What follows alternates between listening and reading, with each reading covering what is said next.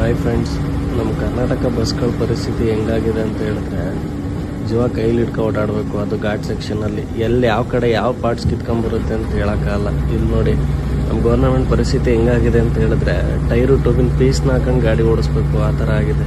ಇಂಜಿನ್ಗಳ ಸ್ಥಿತಿ ಅಂತೂ ಕೇಳಂಗೆ ಇಲ್ಲ.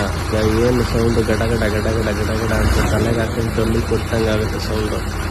ಮೊದಲೇ ನಮ್ಮ ಕರ್ನಾಟಕ ರೋಡ್ಗಳ ಪರಿಸ್ಥಿತಿ ಹಂಗೆ. ಅದರಲ್ಲೂ ಎಕ್ಸ್ಪೆಷಲಿ ನಮ್ಮ ಮಲೆನಾಡು ಭಾಗಗಳಲ್ಲಂತೂ ರೋಡ್ಗಳನ್ನ ಕೇಳಂಗೆ ಇಲ್ಲ. ಈ ಮೈಸೂರಿಂದ ಒಂದು ಬಸ್ ಬರುತ್ತೆ, ಕೊಪ್ಪ ಬಸ್ಸು ಅಂತ. ನಾನು ಅದು ಬಸ್ ಕೆಟ್ಟಷ್ಟು ಹೈಯೆಸ್ಟ್ ಬಸ್ಸು ಯಾವುದೂ ನೋಡಿಲ್ಲ. ಕೊಪ್ಪಗೆ ಕನಿಷ್ಠ 260 ಕಿಲೋಮೀಟ್ರ್ ಇದೆ. ಬೆಳಗ್ಗೆ 7 ಗಂಟೆಗೆ ಹತ್ತಿದ್ರೆ ನಾವು ಅಲ್ಲಿ ಊರು ಸೇರ್ತಾ 3:30 ಆಗುತ್ತೆ. ಅದರಲ್ಲೂ ಮೈಸೂರಿಂದ ಕೆ ಆರ್ ನಗರದಿಂದ ಒಳನರಸೀಪುರ ರೋಡ್ ಅಂತೂ ಕೆರಡ್ದೋಗಿದೆ.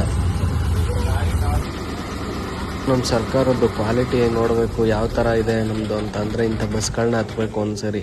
ಆ ಬಸ್ಗಳು ಆ ರೂಟ್ಗಳು ಮಾಡಿಸ್ದಂಗಿದೆ. ಆ ಟೈಮಲ್ಲಿ ಬರೋಷ್ಟು ಸರ್ಕಾರದ ಮೇಲೆ ಕೋಪ ಇನ್ನು ಯಾವಾಗಲೂ ಬರಲ್ಲ. ಈ ಬಸ್ ಬಂದ್ಬಿಟ್ಟು ಚಿಕ್ಕಮಂಗ್ಳೂರು ಡಿಪೋದು.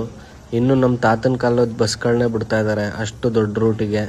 ಆದಷ್ಟು ಈ ವಿಡಿಯೋನ ಶೇರ್ ಮಾಡಿ, ಅವ್ರಿಗೆ ತಲುಪಿಸಿ ಆದಷ್ಟು.